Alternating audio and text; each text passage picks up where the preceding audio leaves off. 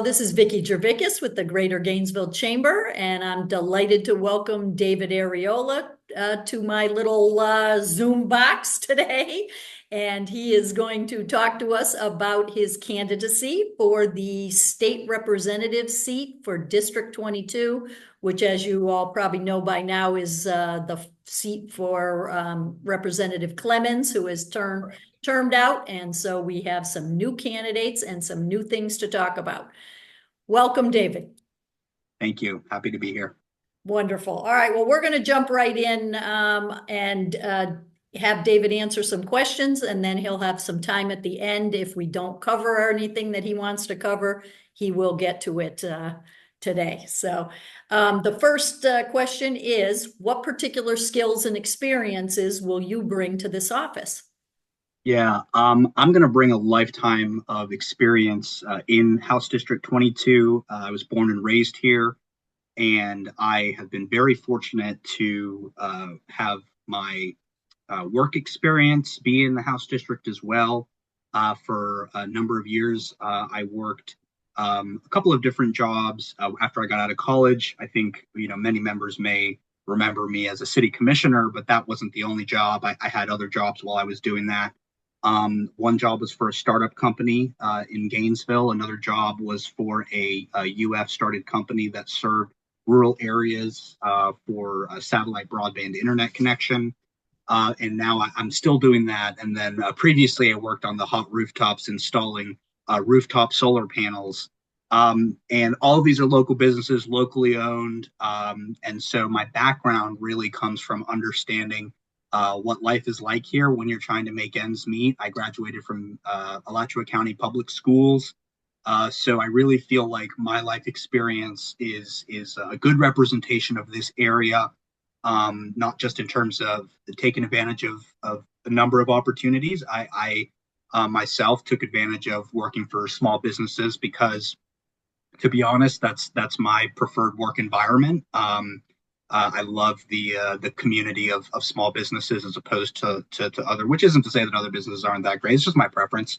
But I also, that also explains why I was interested in local government, because I got to meet so many different folks and understand the different issues that faced our community. And so I believe I bring a skill set where not only do I understand the pressures that local businesses face from the governmental side, but I see it from my own personal perspective, understanding that, if in a small business, if you want to raise, the business has got to make more money. So we definitely I understand that from my perspective. And, I want your members to know that my economic perspective, it does come from my personal background and understanding what the workforce is like in the 21st century, particularly for younger folks. When I got elected to the city commission, I was 25. I'm a little bit older than that now. So, the next generation has their own challenges with the automation, the rise of automation in the workforce, not just in the workforce, but in education as well. And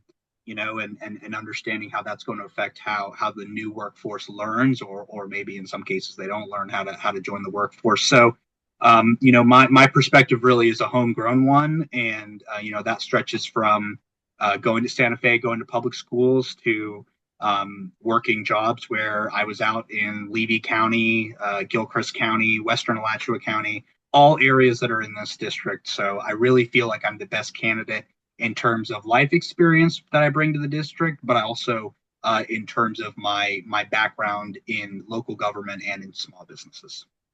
Very good. What would be your top priorities and projects if you are elected to the legislature? My first priority would be to enact the will of the voters. I do believe that this election we are going to see a turn away from the supermajority in the legislature. I do believe we're going to win this House district, which is going to give us an opportunity to reset our representation a little bit in the area. So the first thing I'm going to do is look to establish good working relationships with the state partners, but also the local governments here. I'd like to demonstrate to folks what it can look like when the state government is working with the local governments to try and achieve good results. As in terms of policy, I would be very keen to ensure that we're enforcing the amendments that pass appropriately. There's a number of amendments on the ballot. I won't get into all of them, but I will say my campaign, we are supporting amendments 3 and 4. From a economic perspective, we can go into the benefits of taxing recreational marijuana or hemp. There's a bit of a back and forth. They're not the same thing, but they are. And so, I want us to have those conversations about what it looks like to regulate a product, that we do have to have stringent regulations.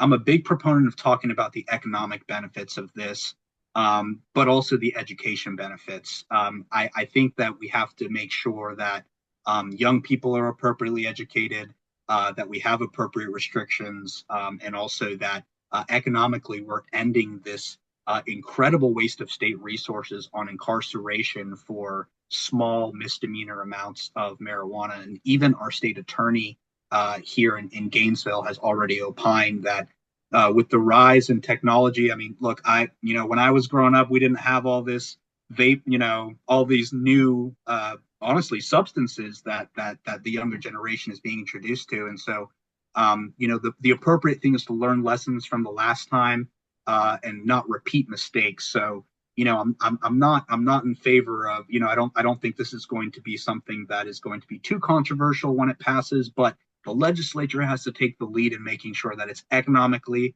and that it's safe for the community, and that folks who are choosing to consume are doing so responsibly. And then the last thing I'll say for Amendment 4, I'm supporting the limiting of government interference in pregnancy, healthcare, and prenatal issues. And I think this is another economic issue. I think it is very difficult for a state as large as Florida to make the case that companies should come here, that families should be raised here, that this is a growing economy, when I think it could be made the case that folks who are thinking of getting pregnant in Florida are going to have to consider what physician they go to and what's the physician's understanding of the current ban, which some physicians will say, oh, there's no problem, we'll give you help. But some physicians say, I won't see you until after the 6-week period. And as you know, many women may not even know that they're pregnant until then. And so it's limiting their healthcare consulting options because of the way that it has been written. And so, I want to make sure that we are limiting interference in healthcare conversations, and leaving decisions up to physicians and parents on pregnancies and things like that. And then I talk a lot about property insurance. I think this is an issue that I can really bring a lot to the table, because I understand that for property owners, it's a cost of doing business. You have to have insurance. You'd be I talk to a lot of business owners. It's a topic of conversation. How much insurance coverage do you have? It's a big issue, particularly in our area when we have a lot of trees that have to receive treatment and cutting, and those insurance costs have gone up. The cost of car insurance has gone up, homeowners insurance, and honestly, they all affect one another.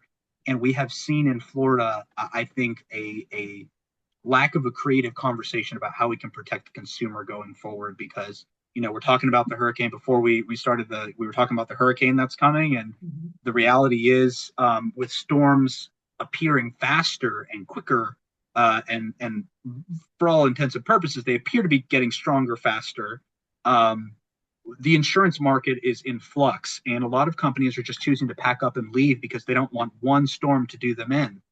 And so what this does when insurance companies leave is it takes away the free market. And what it gives us is a market with limited options, where these companies can now raise their rates. They can now increase what they're charging. And I understand that sometimes you have to do that in order to operate your business. But I don't think right now the insurance environment, the market environment, is good for consumers. And I actually don't think it's good for businesses. I think they've only focused on trying to limit statute of limitations and litigation. And when I hear that we're dealing with lawyers when lobbyists and legislators are having conversations about lawyers and legal fees, I would rather us talk about businesses and consumers. That's just my opinion on the current conversation for property insurance. Terrific. Okay. You touched a little bit about how we're growing, and of course, that's my next question is Right. Florida's population is expected to grow by 300,000 residents each year over the next 5 years. Yeah. Given the profound implications of that, what Yeah. would the legislature ideally be doing? My goodness. Well, it's first of all, this is a really, really important stat to break down because you have to ask yourself, why is this happening in the first place? And the answer is Florida, ever since the advent of air conditioning, has been everybody's favorite destination. And that's not going to change. And as a Florida boy myself, I love how diverse the state is. You can live in the same county in a different city and feel like you're in a different place, but you're in the same state. And so it's really special. North Central Florida is going to see a lot of that population growth. Actually, what you see is in the main metropolitan areas, not the counties, so not Miami-Dade County, but Miami-Dade, the city. These large metropolitan cities are losing population, and those populations are relocating to other cities in Florida, including Gainesville, including Newberry, including Alachua. Gilchrist County, Levy County has seen a big increase in their populations. And what they're saying is, well, the secret's out. Everybody knows what a great place North Central Florida is to live, even other Floridians. And so, with this comes, for one, a little bit of culture shock. Everybody knows North Florida is not the same as South or Central Florida. So, folks maybe need to learn the driving up here is a little bit more sane, I think, than in other places. But overall, what it does is it brings investment. It does bring some challenges like inflation. You have folks more willing to pay sticker shock prices for housing, rather than working the market and paying a fairer market rate. I see what some of these homes are going for in Gainesville, and I had someone at the door tell me I bought this house for $19,000 when it was built, and it ain't worth the 250 now that they're trying to get me to sell it for. And I appreciate that type of honesty because it really shows you the disproportionate effect that the population growth is having on our current residents. And so the question was, what should the legislature be focusing on? We have to be focusing on growing the 21st century workforce environment. We have to do that through state schools, through public school systems. I've been a huge proponent of vocational training, union jobs. For me, the best thing that ever happened to Gainesville was our population growth because it brought jobs. And one of the big struggles growing up in Gainesville was how do you compete with the minimum wage service jobs, and how do you find a job that's gonna help you afford your own place? And we have that now in Gainesville. I think we've crossed that threshold, and so I think that the state representative for this area should be investing heavily in that type of research and development for the workforce. There's obviously projects that I can bring back, infrastructure projects, state education. There's things that we can do that would be good for the district. But I think the philosophy of this seat has to change from a seat that is about if I can put it plainly, the last representative was the Speaker pro tempore, very, very high up position in the speakership.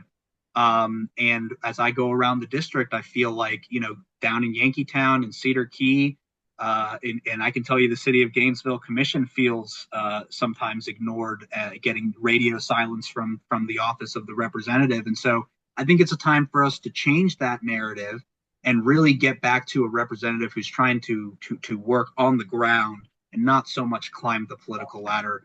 And I think that's a huge distinction to make when I hear my opponent talk about how he wants to approach the legislature.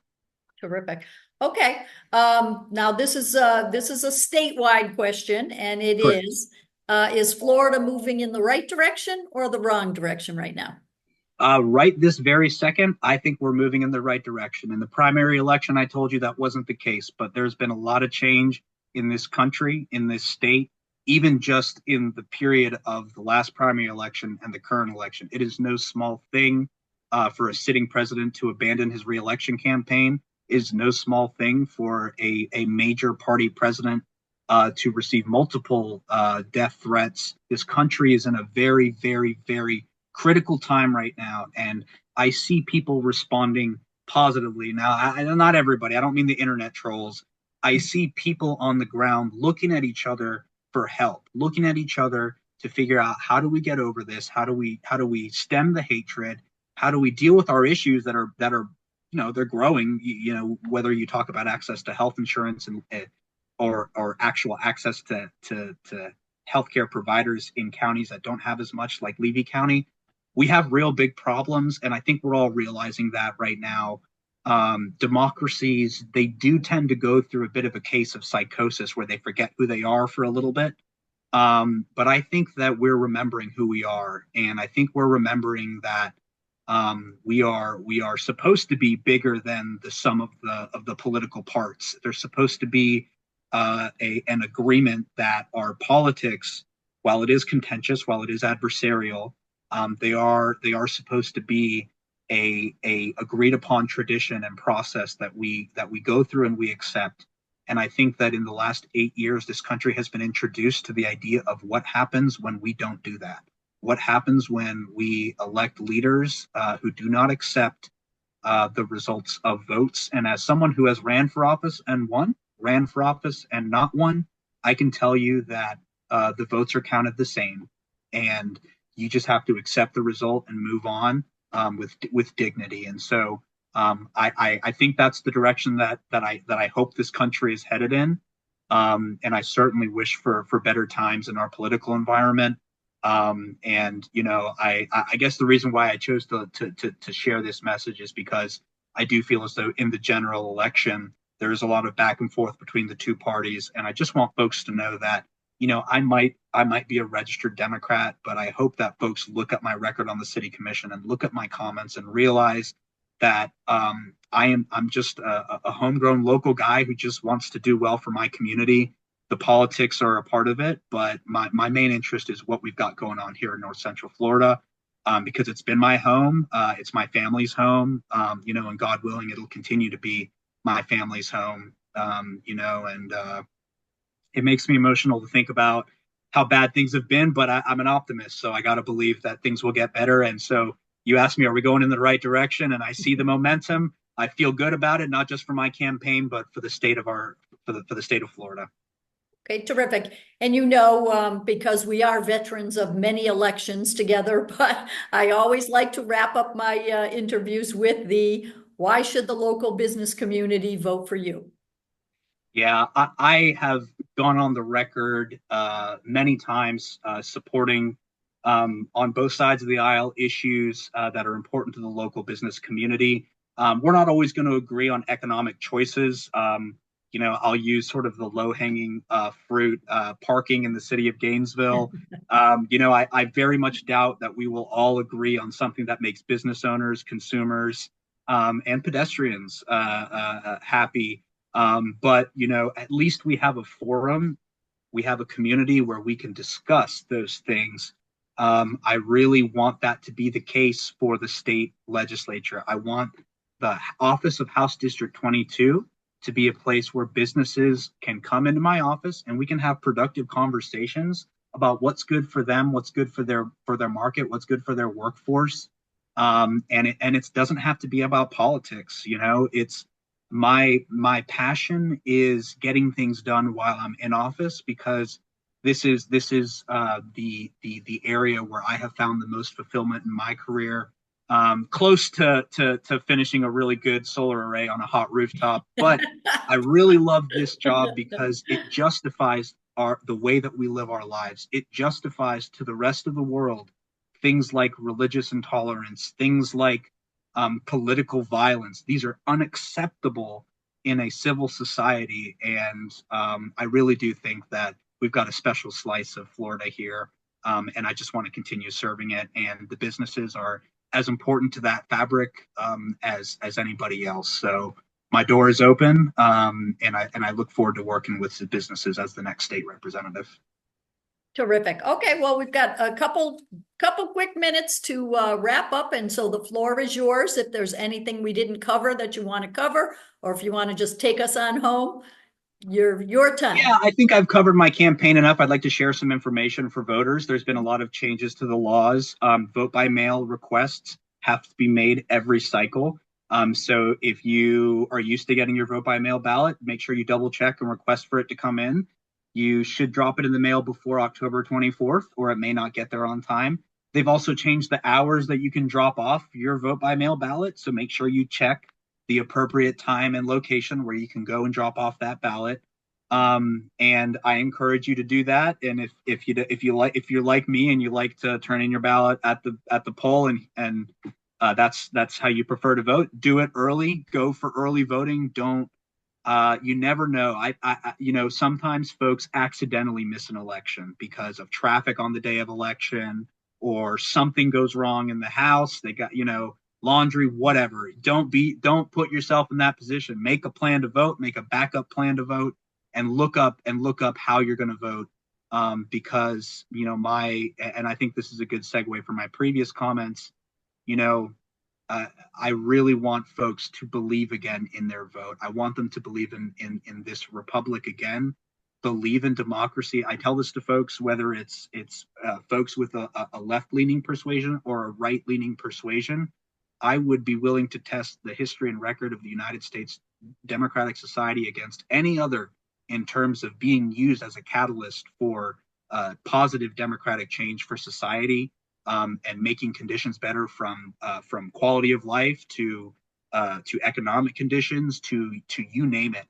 I will never back down to those who say that democratic values have been corrupted so much that they no longer exist. They exist when we believe in them. So, whether you vote for me or not, I'll be here to represent you, and I very much hope that folks will take that opportunity to vote this time and vote the whole ballot. Mhm. Very good. Well, I'm going to reiterate what David just said, and we at the chamber want to make sure that you have a plan to vote.